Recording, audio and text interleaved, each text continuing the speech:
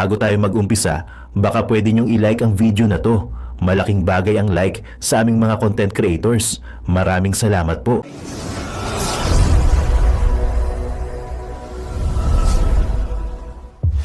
Si Ivy Marcos lang ba ang kakalas? And who will be the last man standing? Maliban kay Manggang Aimee, meron pa, no? I'm very sure because if Camille Villar will be true to the words of her mom,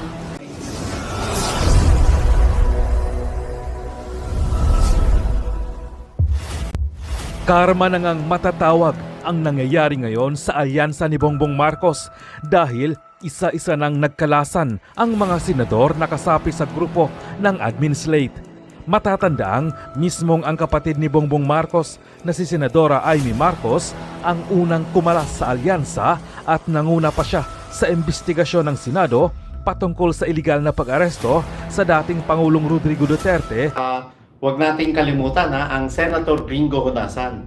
Ilang araw, 2 days lang after, isang araw lang matapos ibenta ang PRRD sa mga naglalaway na banyaga, naglabas agad ng statement ng isang Senator Gringo Honasan. And alam naman natin kung sino ang kagrupo ni Senator Gringo Honasan.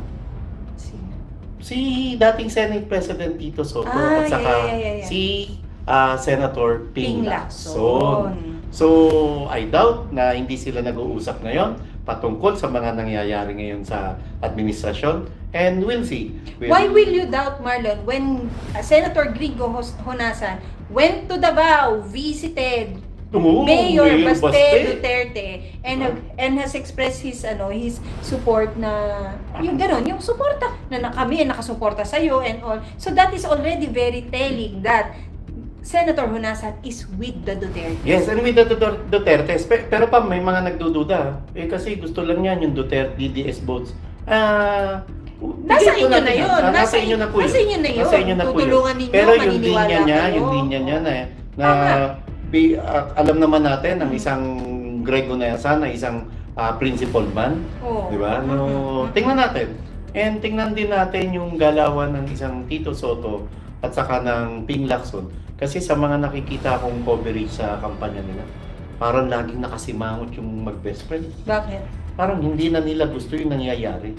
And wag nating kalimutan na sila mismo ay nagagalit, itong mga kandidatong to, kung bakit, nung una pa lang to, hindi pa pinapatapon sa Netherlands si PRRD, kung bakit ang isang Marcos Jr. ay nagiging palaaway sa entablado sa entablado ng kanilang kampanya. Ganun niya sinimulan ng tapos salbo nila. ang pinaka-latest, Pam, and alam mo to, hininto na po ng Uy, ba't ko alam? syempre, para rin dahil po rin importante, di ba?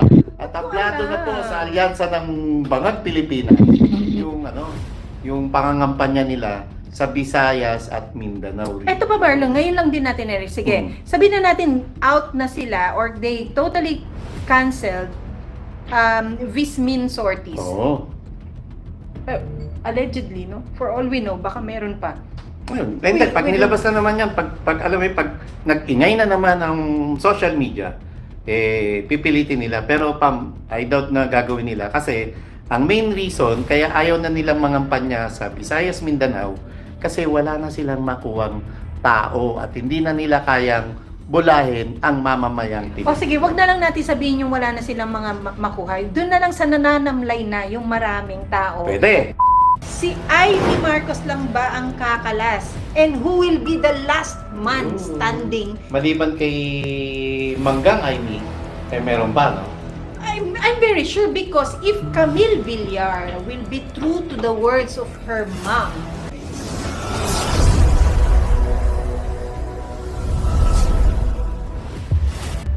Karma na ngang matatawag ang nangyayari ngayon sa alyansa ni Bongbong Marcos dahil isa-isa nang nagkalasan ang mga senador na kasapi sa grupo ng admin slate. Matatandaang mismong ang kapatid ni Bongbong Marcos na si Senadora Amy Marcos ang unang kumalas sa alyansa at nanguna pa siya sa investigasyon ng Senado patungkol sa iligal na pag-aresto sa dating Pangulong Rodrigo Duterte at isinuko sa mga banyaga ng Marcos administration. Ayon pa sa balita, ay susunod na din anya si Camille Villar na kilalang maka-Duterte ang kanilang angkan. Una nang naglabas ng pahayag si Senadora Cynthia Villar, ang ina ni Camille Villar, na mariing kinontra ang ginawa ni Bongbong Marcos sa pagsuko sa dating Pangulong Duterte sa kamay ng mga banyaga. Hindi rin anya magpapahuling kakalas si Senadora Pia Cayetano na kilalang masugid na taga-suporta ni Pangulong Duterte ang kapatid nitong si Senador Alan Peter Cayetano na naging katandim pa ni Duterte noong 2016 presidential elections. Ayon pa sa balita ay marami pa sa mga senador ni Bongbong Marcos ang nagbabalak humalas dahil hindi nila masikmura ang ginawang pagtraidor ni Bongbong Marcos sa dating Pangulong Rodrigo Duterte na maaring ikakabagsak ng kanilang karera sa politika dahil na rin sa galit ng taong bayan. Komento pa nga ng ilang dismayadong netizens, ang bagoong Pilipinas bangag ang muka ay isang salot sa lipunan kaya wag nating bigyan ng pagkakataon na maihalal yang mga tuta niya. Vote straight Team Suka ni Pangulong Duterte. Ang PDP laban, ang Team Bangag ay isuka nyo na. Hindi lang laban ni Duterte ito, laban ito ng mga Pilipino. Pinahiya nyo ang Pilipinas. Bakit ninyo pinadala si Duterte sa ibang bansa? May court naman dito sa Pilipinas. Tanga o bobo ba ang tingin nyo sa mga judge dito sa Pinas? Mga bobo na ba ang mga nasa Senado? Bakit wala kayong ginawa? Hindi kasi sila consistent sa ipinaglalaban nila mula umpisa hanggang sa ngayon. Sana kung ano ang ipinaglalaban nyo noon, ipagpatuloy nyo lang. Kaya nakikita ng taong bayan kung sino ang totoong nagsilbi sa bansang Pilipinas. Alyansa ng Bagong Pilipinas ay may mga values at pananaw na nakalinya sa mga desisyong palpak na ginagawa ng Marcos Jr. Kasi yun ang sinasabi niya, Yeah. I cannot stand on the same campaign platform as the rest of the alyansa. You cannot stand, hindi ka nga nagsasalita kung gumagamit talaga ng ipinagbabawal na gamot yung kapatid mo.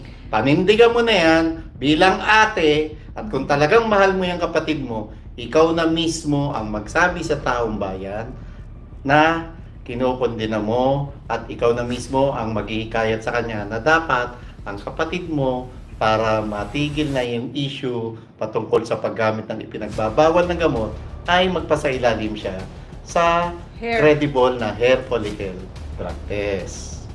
Alam mo, gawin mo yon, isiwalat mo kung ano yung involvement niya ng alleged usage sa isang substance, kung ano ang nalalaman mo sa pakikialam ng mga walang mandato sa gobyernong ito. Isiwalat mo kung ano ang alam mo sa mga pangangamkam at yung mga corruption dyan sa budget na yan. Baka ma-consider ka pa ng taong isang pa at ipasok sa 12. Correct. Isa rin sa dapat mong isiwalat maliban dun sa issue ng paggamit ng ipinagbabawal na gamot. Isiwalat mo kung gaano katotoo na nakikialam talaga sa pagpapatakbo sa Palasyo ng Malacanang ang asawa ni Marcos Jr. na si Lisa Araneta Marcos. At isiwalat mo rin ang kabi-kabilang o lantarang korupsyon, pagkuha sa mga multi-bilyong pisong kontrata ng pamahalaan ng pinsan mong si Martin Romualdez. Actually, ang daming karakter na dapat in question dyan eh. At saka yung tanong na, sino ang pinaka-issue mo? Yung kapatid mo, yung nagtitimon sa kapatid mo, yung mga tao sa paligid ng kapatid mo, pondo ba, di ba? Pero actually it's very clear, Marlon, when she said, I cannot stand on the same campaign platform as the rest of the alyansa. Meron din ba siyang nakairingan sa mga kapwa niya nandoon sa samahang yon? I cannot stand sitting next to you. Di ba? Yung mga ganon, di ba? Ako, Ako yung predicament niya na dahil, ayun nga, alam niya na dapat hindi niya lang masabi na in fairness sa kanya na kahit papano kinikilala niya yung pinagsamahan nila na ni Vice President Sara Duterte, at kinikilala niya na kung hindi dahil kay Tatay Digong ay hindi mapapalibing sa libingan ng mga bayani ang tatay nilang si Marcos Sr. Sa tingin ko rin na, personal na tingin ko to at opinion ko ito. Baka sabihin nyo na naman na fake news yan. Hindi. Kasi iba po ang balita, iba sa nagbibigay ng kuro-kuro at opinion. Yes, so taas kamay Marlon. Ang opinion natin ay ating Opinion opinion. lamang. Kung may opinion kang iba, mag-vlog ka rin. Oo. Kung may opinion ka, iyo yan, at Yan. amin tong opinion na to. Oo. Kung ayaw mo sa channel na to, Lumayo-layo ka dyan. Hindi gigil. Wag mo kami tinatakot dahil matagal na kaming takot sa Diyos na asan pinaniniwalaan yung extra namin. mo pa? Yung ganyan. Oo, yung mga ganun mo extra mo. diba? Gigigil ako sa inyo ah. Oo, wait lang ah. Okay, sige pa. Oh, yung tapos alam mo Marlon, ang another question dyan is, si Amy Marcos lang ba ang kakalas? And who will be the last man standing na kagaya ng sinasabi na isiwalat na ni Gilbert ba yun? Si John Vic Remulla when he said that he was the last man standing next to the president when they were, alam mo yun, yung when they were masterminding the kidnapping of Tatay Digong. Well, kidnapping word is just yung pinaka-general word na ginagamit ng marami ngayon dahil nga naman sa illegalities na nakita nila ng pilit pagpapasakay dun sa matanda sa eroplano. And yun papaalis ng mismo bansa. ang claim ng pamilya Duterte. Yes. Yun mismo ang claim na mismong biktima. Yes. Kung paano hindi nyo kinilala at kung paano nyo inabuso ang dapat sana'y karapatang pantao ni Tatay Digong, 10 ng kanyang pamilya. And no matter how hard they try to this time around baguhin kung ano yung una nang nasabi ni John Vic Remulla, iba na ang talagang tingin ng maraming tao, no? Dahil marami na rin namang nagpaliwanag ng payak. Nandiyan si Attorney Vic Rodriguez, nandiyan si Attorney Harry Roque, Attorney nandiyan Torion. si Attorney Torion especially, Attorney Delgra, nandiyan din si Attorney Glenn Chong na nagpaliwanag ng kanyang saloobin tungkol sa nangyari, na nung isang gabi tumawag sa akin, ibang number ang ginamit, sinabi ko, hello Justin Bieber. Si Attorney Glenn Chong pala. Yung nagpahamak sa akin, may araw ka rin. Hindi. Hello Attorney Glenn, we miss you. Attorney Glenn. Oo. See you sa March Soon, 28. yes, oo nga. Of course. Yun Marlon, no, sino pa ang kakalas at who will be the last man standing, ika nga. Pero 'di ba, ang talagang ano naman diyan Marlon, ang talagang sanib sa partido ng Marcos Jr. Sa PFP, no? Ano nga ba PFP? Partido Federal ng ng Pilipinas si Manny Pacquiao, Tolentino, meron pa isa, Bong Revilla. Is it Bong Revilla? Lakas si Bong Lakas ba Revilla. siya? Who's the rest? Sino bang? Abalos. Ang Partido Federal. Kasi Apat si sila. Manny Pacquiao ay PDP Coco Pimentel Wing. I don't know kung yun ang gamit niya. Pero alam ko, PDP Coco Pimentel Wing siya. Yun. Anyway, Pam, doon sa sinabi mo kung sino ang kakalas. Sino so pa? sigurado ka, maliban kay Manggang Amy, meron pa, no? I'm very sure because if Camille Villar will be true to the words of her mom, when Senator Cynthia Villar also expressed her yung disgust at yung hindi niya pagsang-ayon dun sa pag-execute nung ginawa nila kay PRRD. If she is the daughter, she should align to the core values of the families within, and that me talking about her mom, di ba? Kung diretso sila at totoo may prinsipyo sila at principled government or service leaders sila, no? Hindi rin niya gugustuhin na sumampa sa iisang entablado ng mga crooks na ito. Ang tanong diyan, ang gusto ko naman din sabihin, may mga ilang sorties na rin na hindi nakikita ang isang Camille Villar sa same entablado.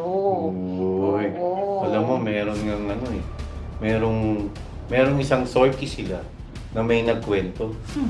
Aba, pag pinapakilala raw ni Marcos Jr., isa-isa yung mga kanyang kandidato, may mga nagsaside comment na mismo mga kandidato na sabi Kulang na sila. 12, papakilala kasi may yun. bagong chant Okay, ngayon yung bagong rapper chant. nila Oo, na basta ang isasagot mo 12. 12, Ganon. oo. Kasi di ba yun ang pagmamalaki na meron ng sa Marcos Jr. So ngayon, buo. ngayon hindi na 12 dahil wala na si Amy. Oo. Ang chant ko na ngayon 11. Oo. At alam niyo na ba ibig sabihin ng salitang 11? Panggogoyo, pambubudol. Oo, na 11 ako eh.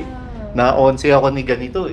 Kasi ang Yun. ginagamit So ito lang yung natin. ito yung alyansa ng Bangag ng Pilipinas Ang Mga numero 11? uno, ang numero nila ngayon ay 11. So alam nyo na, ito Eh, yung paano Team kung- 11, ang Team Budol, at versus Team Scam. Suka. Ha? Versus Team Suka. Versus Team Suka. Na nananatiling matatag, Matatag malakas, at pinagtitibay ng mga pagkakataon ang kanilang samahan. At paninindigan sa prinsipyo, higit lalo paninindigan sa pagmamahal nila kay Tatay Digong. Ang lungkot pala pag walang nagko-comment. Ganun ba yun? Nanibago ka? Oo, nanibago Paano nga ako. nangyari? Na-check mo? Hindi ko alam eh. Hindi ko rin. PH, nandyan ka ba? Si PH, ano to eh, geek. Oo, ikaw ano to, geek to eh. Message ko, wala kaming comment Walang section. comment section. So, anyway, Pam, so maliban kay Amy, sino ba? Alam ko, Wait lang. alam ko yung... Marlon, kasi nagsalita din naman ng isang Senator Alan Peter Cayetano. Yeah. Cayetano, spell Cayetano. Mamaya na lang natin spell, mahaba-haba. nang hindi niya pagsang-ayon din at yung napakaraming butas dun sa proseso dahil lang maalam sa international relations, Marlon. Dahil dati pala itong naging... Foreign Affairs Secretary. Oo, that was new to me. Hindi, Pam, di ba? Ididikta mo. Didikta. Ididikta mo? Nararamdaman mo, no?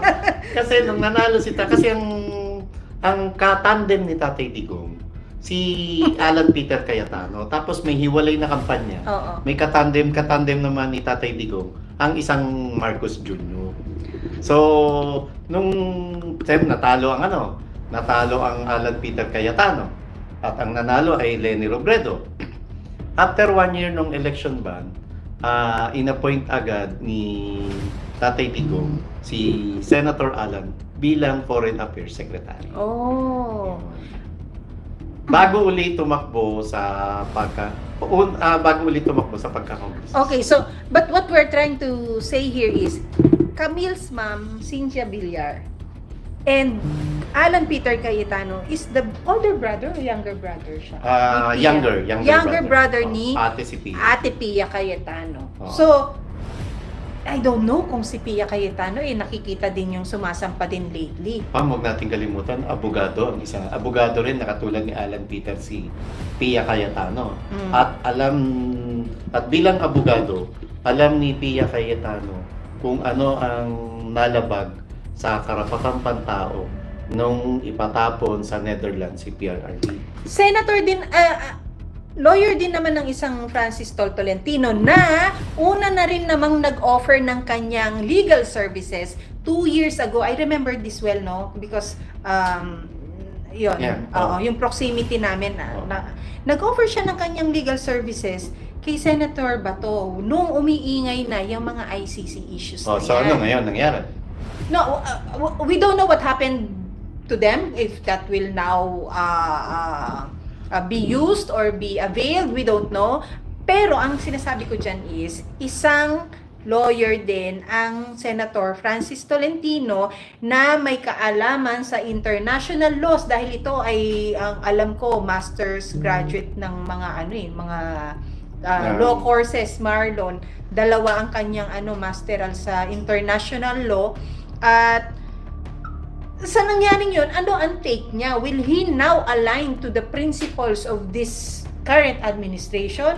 Or hold on to what, yung alam mo yung ininvestan niya ng oras, pagod at pag-aaral tong masteral niya sa mga international laws for nothing, or for this time around gagamitin So niya? sa tingin mo, posibleng umalis din sa kampo ng alyansa ng Bangag Pilipinas si Tolentino? Sagutin ko lang siya. Sige. May Ay, tumatawag. tumatawag, call a friend. Hello, my friend. Wala Kayo, kaming ang tingin nyo, comment section. kaya ba? Nagtatanong pa ako, wala nga palang comment section. Hindi ko alam, pero live kami. sa tingin pero ko, hindi ka naman sa narinig. tingin ko si Tol, wala eh. Isa rin to na Hindi, okay Isa lang. rin Mamaya itong na lang. mangga eh. It's okay. Na matapos siyang Okay. pagkatiwalaan No ni problem. Tatay Digong Bye-bye. bilang MMDA chairman, at siya pa pinagkatiwalaan, alam ko, pagka may mga calamities, isa rin sa pinapatakbo. Sino yan? Si Tol. Oh, he was Nung panahon. previous MMDA. MMDA, Oo, di ba? oo. And Diyan tapos din siya kung- nakilala. At nung tumakbo to ng pagkasenador, natalo to. Saka na lang nanalo to nung inendorso ni Tatay Digong.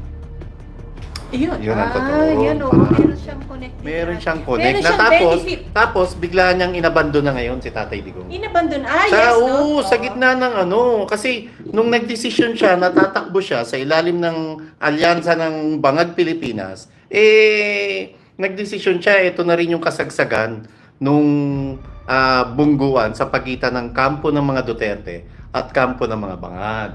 Diba? So, sa tingin ko rin, Pam, meron din akong isang pangitain na ano kaya ang gagawin ng isang attorney, Abby Binay, na isa ring abogado at alam niya, nakasama niya at siya mismo ay may personal na karanasan patungkol naman sa quote-unquote sa pag-abandon na naman sa kanila sa tatay niyang si dating Vice President Jejomar Binay ni John Vic Rimulya na nooy kasama sa campaign nung 2016 presidential and vice presidential elections. Alam mo, Marlon, kasi nung na-bring up ko yun kay Senator Tol Tolentino, Marlon, no, was because you came from a premise na lawyer ang isang Pia Cayetano. So na-bring up ko na lawyer din naman ang isang Tolentino. Lawyer din naman palang tinatawag ang isang Abby Binay. So sino pang lawyer? Lawyer na lawyer na may masamang na hindi magandang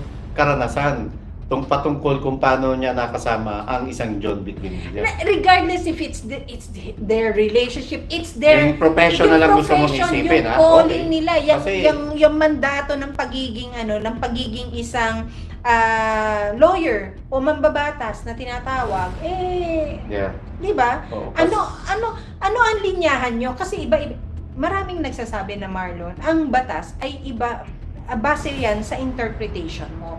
Ano ngayon, kagaya na lang ng ipinakita ng si DOJ Justice Secretary ba ay lawyer? Si Boy Rimulya, lawyer siya, di ba? Magkabrat sila ni Martin Romualdez. But the way he interprets the ICC legalities or the ICC, ano tawag doon, coverage, yung sakop, yung pagkakasakop dito sa ating bansa, iba na ititweak niya kasi meron siyang ganitong reference na RA, may ganitong na reference. hindi lang member ng bansa, pero yung individual, Yung tama. individual Pwedeng oo. hulihin. So, yun ang it's how you interpret the laws. But it seems as if yung interpretation ng law niya is very different from the others na sabihin na natin 1 out of 9, all the other 9s have one interpretation. Tapos ikaw, iba, katangi-tangi na ibang interpretasyon mo. Siya katangi-tangi na napaka-pilipit ng interpretasyon diba, niya, di ba? Wala sa hulog. Oh, yun, wala sa hulog, yung linya ba masyadong crooked na tinatawag, di ba? Yung di ba sa linya ang mga bata, gumawa ka ng ruler na ganyan. Ang ruler, kukulayan mo yung linya mo. Ang isang lagpas doon, alam mo nang may crooked line, di ba? Kita mo kaagad. So siya, ang dami-daming tao, naiisa ang linya. Natatangi kang nakasanga. Kumbaga sa mga karpentero, wala sa hulog. Lagi natatangi kang nakasanga. So wala sa eskwela. So, ang Abby Binay mananatili, ang Tolentino mananatili, di ba? Pam, Hindi ito natin pa alam. bibilib ka sa isang Lawyer din, Marla, sorry, sige, lawyer sige. din ang isang Abalos. Malabo pa sa sabaw ng pusit yan. Kasi Talaga pag ba? nangyari yan, kakaiba na yan. Pag mismong si Benar Abalos ang aabad Kasi doon dikit sila. sa amo niya talaga, sa amo niya tunay na si Marcos Jr., di ba? Ito Pam, wag nating kalimutan ang Senator Gringo Honasan.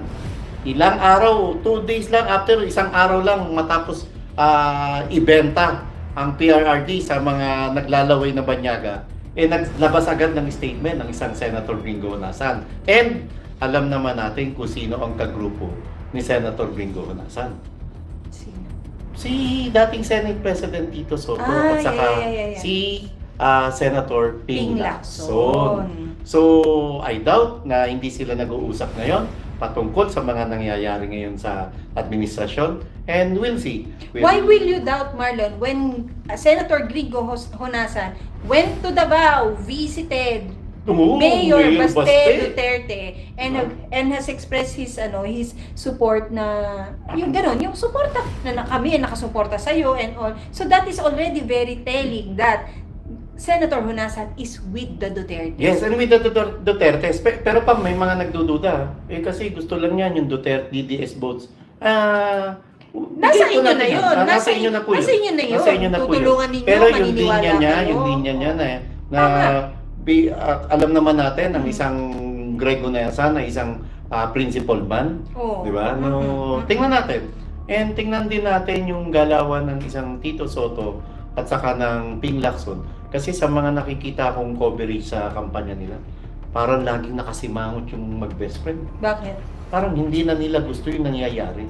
And wag nating kalimutan na sila mismo ay nagagalit, itong mga kandidatong to, kung bakit, nung una pa lang to, hindi pa pinapatapon sa Netherlands si PRRD kung bakit ang isang Marcos Jr. ay nagiging palaaway sa entablado sa entablado ng kanilang kampanya. Ganun niya sinimulan ng Oo, salgo tapos nila. ang pinaka-latest, Pam, and alam mo to, hininto na po ng... Uy, ba't ko alam? Uy, syempre, para rin dahil mo rin importante, di ba?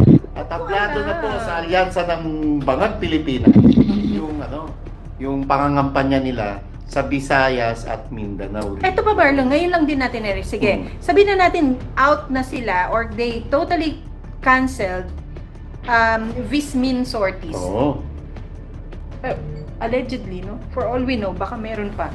Well, pag nilabas na naman yan, pag nag-ingay na naman ang social media, pipilitin nila. Pero I doubt na gagawin nila kasi ang main reason kaya ayaw na nilang mangampanya sa Visayas, Mindanao kasi wala na silang makuwang tao at hindi na nila kayang bulahin ang mamamayang Pilipino. O sige, wag na lang natin sabihin yung wala na silang mga makuhay. Doon na lang sa nananamlay na yung maraming tao. Pwede. Doon sa kanilang presensya doon. Hindi na nararamdaman yung init, wala yung nang alab, init, no? o Wala kahit na. gaano katirik ang araw, nanlalamig ang maraming tao sa At kanila. sa tuwing dumadapo sila sa Visayas, Mindanao sortie, kinakabahan sila.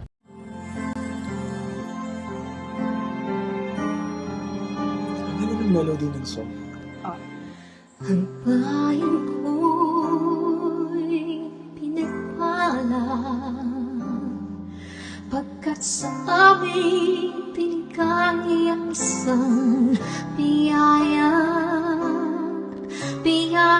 na mag-aahon sa hirap at dilim ng kahapon at sa bawat Pilipino'y magtatanggol sa bayan ko dati laganap pang-api at tusa sa aming mga mahihirap ngunit ikaw ay dumating sagot sa aming mga dalangin muli kaming babangon mabuhay ka Tatay Digong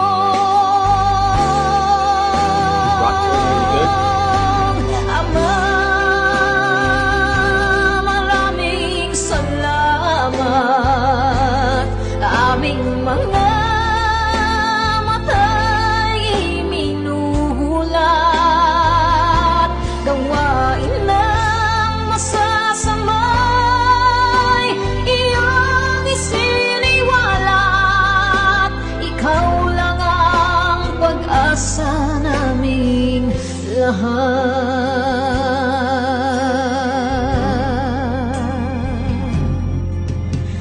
Very Bayan ko Binamatay niya ako kung iyak ako. Pilipinas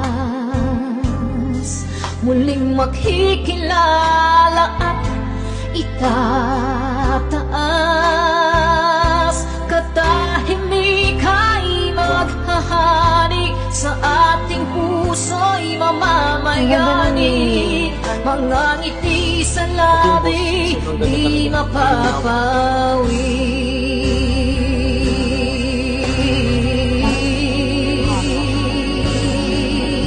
The breathing though. Mabuhay ka, Tatay Digong, maraming salamat. Ang malasakit sa Pilipino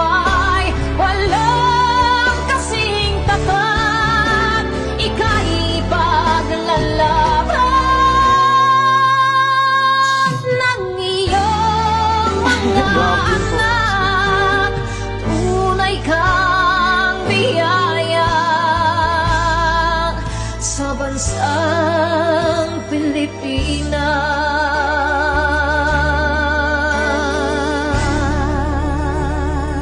Haba. Gosh. I really...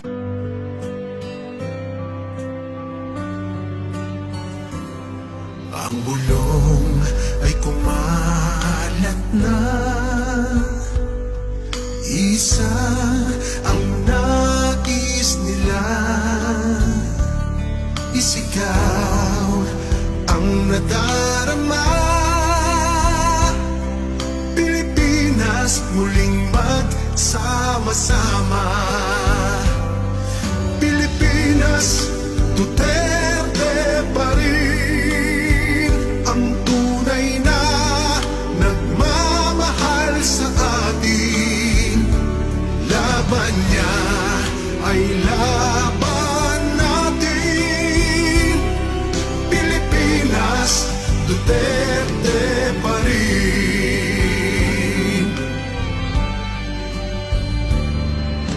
Inang bayang minamahal, lagi kang ipagdarasal na muli kitang makita. Pilipinas, bangon may pag-asa pa. Pilipinas, Duterte pa rin ang tunay na nagmamahal sa atin. Laban niya ay laban natin. Pilipinas, Duterte pa rin.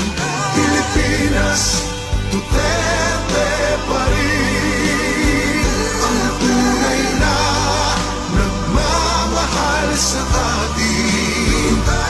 Laban niya ay laban natin. Pilipinas, Duterte pa rin. Pilipinas, Duterte pa rin. Magkakaisa! Sa Pilipinas! Alright! Taong bayan ay unahin at dapat magkaisa. Hey! Ayusin ang mga problema ng ating bansa. Ang Hey! galit ay alisin at dapat magkasundo. Payama ang ating bansa. Asenso at taong bayan ay unahin at dapat magkaisa. Hey! Hindi ang pagkaaway at ang pagkakagulo. Ang galit ay alisin at dapat magkasundo. Payama ang ating bansa. Asenso at tayo. Ang kahirapan sa bansa ay lumulubha. Kailangan harapin ang marami nating problema. Maraming nagugutom sa Maynila at probinsya. Maraming trabahan na hindi sapat ang kinikita. Hindi sapat ang pagkain sa mesa. Kapag sila'y nagkasakit, wala rin pa pa-hospital. Sa buhay ng inyong kasama, hindi ka labidan. At tumataas ang antas ng kriminalidad. Hindi mabuting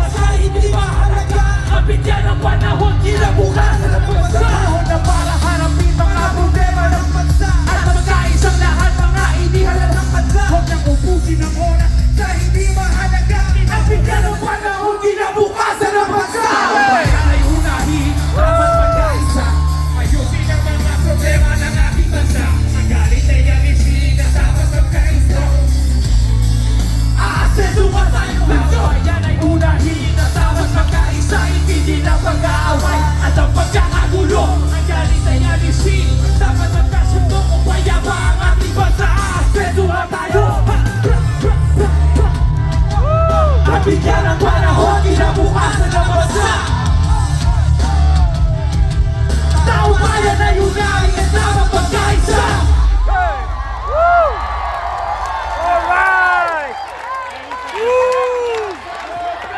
Magkaisa!